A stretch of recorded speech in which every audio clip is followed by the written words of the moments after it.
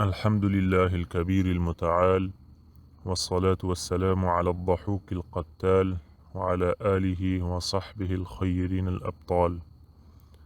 رب اشرح لي صدري ويسر لي أمري، واحلل عقدة من لساني يفقه قولي. درس أولي تفسير در شرح تفسير إمام ابن ابی حاتم الرازی رحمهم الله تعالی می باشد. تفسیر ابن ابی حاتم رحمه الله یکی از تفاسیری است که از ائمه سلف به شکل مستند و منقول نقل شده. تفسیری یگانه تفسیری که از سلف نقل است و اعتباری علمی و صحت اعتقادی داره. تفسیر امام ابن ابی حاتم رحمه الله است. امام ابن ابی حاتم نامشان عبدالرحمن است، مشهور به ابو محمد. کنیشان ابو محمد است، ابو محمد عبدالرحمن ابن ابی حاتم.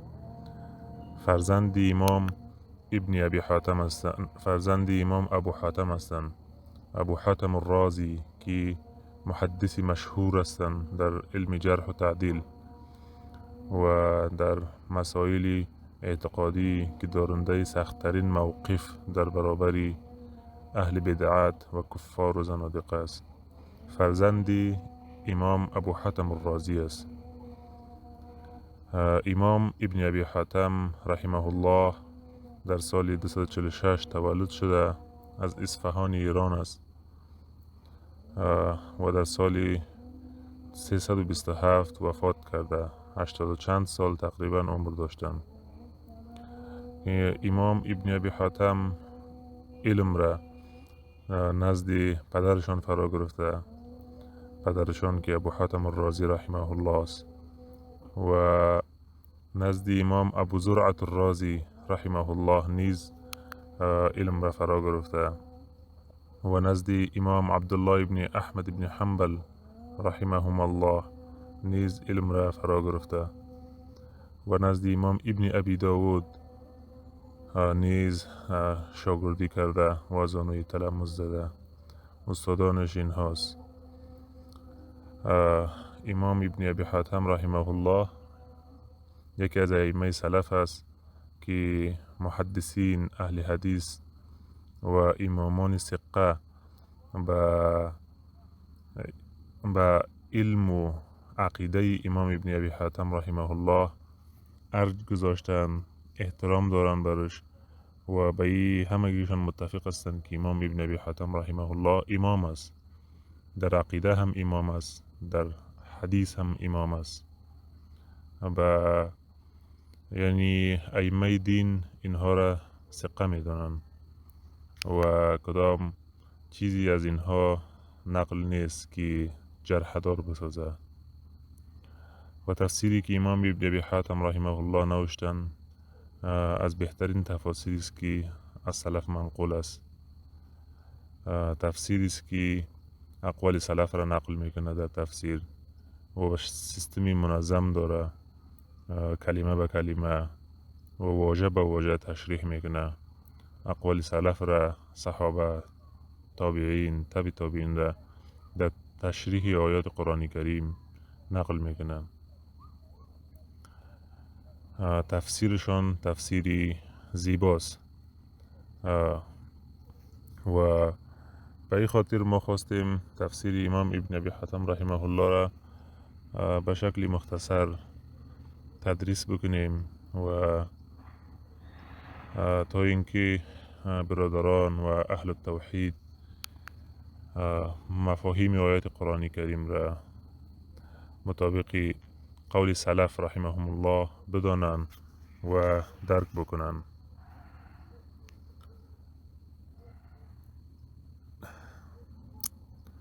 در آغاز از صفحه 13 شروع میکنیم. تفسیر قوله تفسیر قوله بسم الله. در آغاز بسم الله الرحمن الرحیم تشریح میشه، تفسیر میشه از اقوال سلف. بعد به سوره فاتحه می رسیم و سوره بقره به همین شکل پیش می رویم. تفسير قوله تعالى بسم الله. تفسير قول الله تعالى بسم الله، بنامي الله. حدثنا علي بن طاهر حدثنا محمد بن العلاء يعني أبا كريب الهمداني. حدثنا عثمان بن سعيد يعني الزيات الكوفي. حدثنا بشر بن عمارة عن أبي روق عن الضحاك عن ابن عباس رضي الله عنه قال: أول ما نزل جبريل على محمد صلى الله عليه وسلم قال له جبريل: قل بسم الله يا محمد، يقول: اقرأ بذكر ربك وقم واقعد بذكره. حديث كف بما علي بن طاهر، حديث كف بما محمد بن العلاء يعني أبا كريب الهمداني، حديث كف بما عثمان بن سعيد يعني زيات الكوفي، حديث كف بما بشر بن عمارة از ابی روق از ضحاک از ابن عباس رضی الله عنه کی فرمود: اول ما نزل جبریل على محمد صلی الله علیه وسلم قال له جبریل، اولین باری که جبریل نزد محمد صلی الله علیه وسلم فرود آمد، جبریل به پیامبر صلی الله علیه وسلم گفت: قل بسم الله، بگو به نام الله ای محمد. میگوید یعنی هدفی جبریل چی بود؟ هدف چی بود؟ اقرأ بذکر ربک، به نام پروردگارت بخوان، و قم وقعد بذکره، و بلند شو برخیز و بنشین به یاد الله سبحانه و تعالی. الوجه الثاني، وجه دیگر در تفسیر بسم الله. حدثنا أبي حدثنا محمد بن عبد الرحمن ابنة عبد الملك بن أبي سليمان. حدثنا أبي عن جويبر عن الضحاك في قوله بسم الله قال: الباء من بهاء الله، والسين من سناء الله، والميم من ملك الله، والله يا إله الخلق. وجه دوم در تفسير در تفسير بسم الله. حدثنا أبي، حدیث گفت به ما پدرم، حدیث گفت محمد بن عبد الرحمن یعنی فرزندی دختری عبدالملک بن ابی سلیمان، حدیث گفت به ما پدرم. از جویبیر از ضحاک در قول الله تعالی، در تفسیر قول الله تعالی بسم الله چنین گفت ضحاک، یعنی ضحاک در مورد تفسیر بسم الله این قسم میگه: الباء من بهاء الله، بای بسم الله از بهای الله گرفته شده، از زیبایی الله. و السین من سناء الله، و السین بسم الله از درخشش و از تابندگی الله گرفته شده. و المیم من ملک الله، و میمی بسم الله از ملک الله تعالی گرفته شده. والله یا اله الخلق، و الله دیگه معلوم دار است که اله مخلوقات است، معبود مخلوقات است. یا این قسم تفسیر میشه که سوگند به الله ای معبود مخلوقات که به همین شکل معنای بسم الله هست. وجه سوم، الوجه الثالث. حدثنا عصام بن رواد ابن الجراح العسقلاني. حدثنا آدم حدثنا أبو هلال الراسبي حدثنا حيان الأعرج عن أبي الشعثاء جابر بن زيد في قوله بسم الله قال: اسم الله الأعظم هو الله، ألا ترى أنه في جميع القرآن يبدأ به قبل كل اسم. حديث گفت به ما عصام بن رواد بن الجراح الأسقلاني، حديث گفت به ما آدم، حديث گفت به ما أبو هلال الراسبي، حديث گفت به ما حيان الأعرج از أبي الشعثاء جابر بن زيد در مورد قول الله تعالی بسم الله، یعنی ابی شعثاء جابر بن زید در مورد بسم الله اقسم میگه. قال گفت: اسم الله الاعظم هو الله، اسمی اعظمی الله تعالی الله هست، یعنی همی الله اسمی الله تعالی است، اسمی اعظمش است، بزرگترین اسمی الله تعالی است. الا ترى انه في جميع القرآن يبدأ به قبل كل اسم، آیا نمی بینی که در تمام قرآن کریم قبل از هر اسمی الله میآید؟ در هر جایی که الله به یک چیزی توصیف میشه صفات الله که بیان میشه اول کلمه الله میایه، بعد از او صفات و سایر نامهای الله تعالی میایه، یعنی اسم اعظم الله تعالی هستی. قوله الرحمن، الرحمن چی معنایی داره؟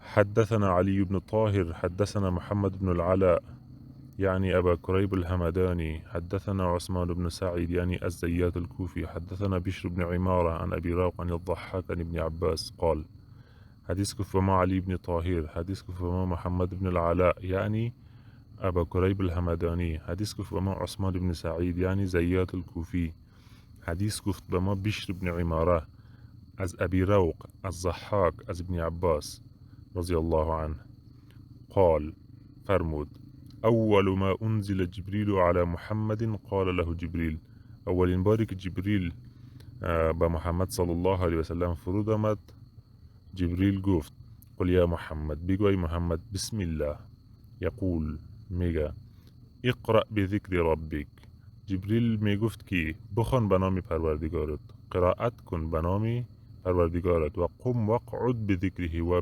برخیز و بنشین به یاد ربت پروردگارت. بسم الله الرحمن قال، ابن عباس رضی الله عنه میگه یقول، جبریل میگه یقول ابن عباس رضی الله عنه میگه الرحمن الفعلان من الرحمه، رحمان بر وزن فعلان است، رحمان فعلان یعنی مبالغه است، من الرحمه از رحمت گرفته شده، رحمان از رحمت اشتقاق شده، یعنی بسیار رحمت کننده. و هو من کلام العرب الرحمن، در کلام عرب مشهور است، این یک اصطلاحی متداول است در بین عرب ها، الرحمن وجود دارد در بین عرب ها.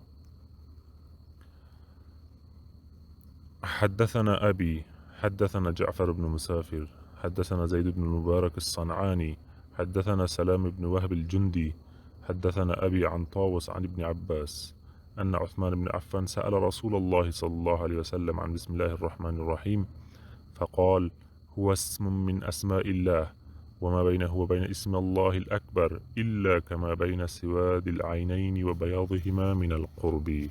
حديث گفت به ما پدرم، حدیث گفت به ما جعفر ابن مسافر، حدیث گفت به ما زید ابن مبارک الصنعانی، حدیث گفت به ما سلام ابن وهب الجندی، سلام ابن وهب الجندی، حدیث گفت به من پدرم از طاووس از ابن عباس رضی الله عنهما که عثمان ابن عفان از رسول الله صلی الله علیه و سلم در مورد بسم الله الرحمن الرحیم پرسید و پیامبر صلی الله علیه و سلم فرمودند هو اسم من اسماء الله، بسم الله الرحمن الرحیم یکی از نامهای الله است، و ما بینه و بین اسم الله الاکبر الا کما بین سواد العینین، و میانی بسم الله الرحمن الرحیم و اسمی اکبر الله تعالی، نامی بزرگ الله تعالی فاصله وجود نداره مگر به اندازه فاصله الا کما بین سواد العینین و بیاضهما من القرب، مگر به اندازه که میانی سیاهی دو چشم و سفیدیشون نزدیکی وجود داره،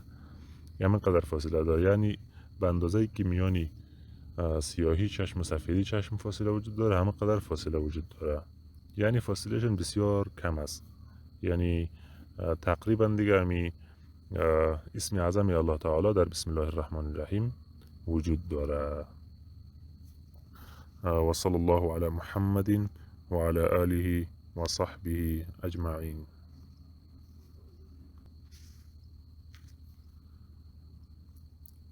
الرحيم، قوله الرحيم. حدثنا علي بن طاهر حدثنا محمد بن العلاء يعني أبا كريب الهمداني حدثنا عثمان بن سعيد يعني الزيات حدثنا بشر بن عمارة عن أبي روق عن الضحاك عن ابن عباس قال حديث كف بما علي بن طاهر حديث كف بما محمد بن العلاء يعني أبو كريب الهمداني حديث كف بما عثمان بن سعيد يعني زيات حدیث گفت به ما بشر بن عماره از ابی روق از ضحاک از ابن عباس گفت اول ما نزل جبریل علی النبی صلی الله علیه و سلم، اولین باری که جبریل نزد پیامبر صلی الله علیه و سلم آمد قال له جبریل به نبی علیه السلام فرمود قل بسم الله الرحمن الرحیم، بگو بسم الله الرحمن الرحیم. یقول، میگوید ابن عباس رضی الله عنه، الرحیم، رحیم به چی معناست؟ الرقیق لمن احب ان یرحمه، یعنی رقت کننده است، نرمی کننده است به کسی که بخواه به او ترحم بکنه. یعنی الله تعالی نرمی میکنه در برابر کسی که بخواه بالای رحم میکنه. البعید الشدید علی من احب ان یعنف علیه العذاب، و دور است، سختگیر است بر کسی که بخواه دوست داشته باشه بالای او عذاب سخت بیاره. رحیم یعنی به شکل مطلق نیست اینکه مثلا الله تعالی تنها الله تعالی بالای همه مردم رحم بکنه، ایتو نیست معنای رحیم، بلکه الله تعالی رحم میکنه به کسایی که بخواه به او رحم بکنه، یعنی بر موحدین و بر اهل توحید رحم میکنه، و به کسایی که بخواه بالای اونا سختی بیاره، عذاب بیاره، به اونا بسیار سختگیر است و از اونا بسیار دور است الله تعالی. به این معناست. و این کرداری کسانی را رد میکنه که اسلام را تنها دینی رحمت تصور میکنن و از امی آیات رحمت، رحمان، رحیم، از این چیزا استدلال میکنن و بنابر تفسیر خود سلف که ابن عباس رضی الله عنه گفته رحمتی که الله تبارک و تعالی داره به این معنی نیست که مسلمان باید در برابر کفار هم ترحم بکنه، به این معنی نیست، بلکه خودی الله تعالی تنها بر موحدین رحم میکنه و از کسایی که بخواه بر اونها عذاب بکنه دور است و سختگیری است در برابر اونها. الوجه الثاني، وجه دوم، حدثنا ابو سعيد بن يحيى بن سعيد القطان، حديث فما ابو سعيد بن يحيى بن سعيد القطان، حديث فما حدثنا زيد بن الحباب، حديث فما زيد بن حباب، حدثني ابو الاشهب، حديث بمن ابو الاشهب عن الحسن از حسن قال گفت الرحیم اسم لا يستطيع الناس ان ينتحلوه تسمى به تبارك وتعالى. رحیم نامی است که مردم نمیتونن که او را بالای خودشان بگذارن. تسمى به تبارک و تعالی، الله تبارک و تعالی خودش به او نامگذاری کرده، یعنی مردم حق ندارن نام خودشان محض رحیم بانن. رحیم ایتو نام گذاشتن حق نداره کسی، تنها الله تبارک و تعالی نام خودش رحیم گذاشته، دیگران حق ندارن به این نام خدا نامگذاری بکنن.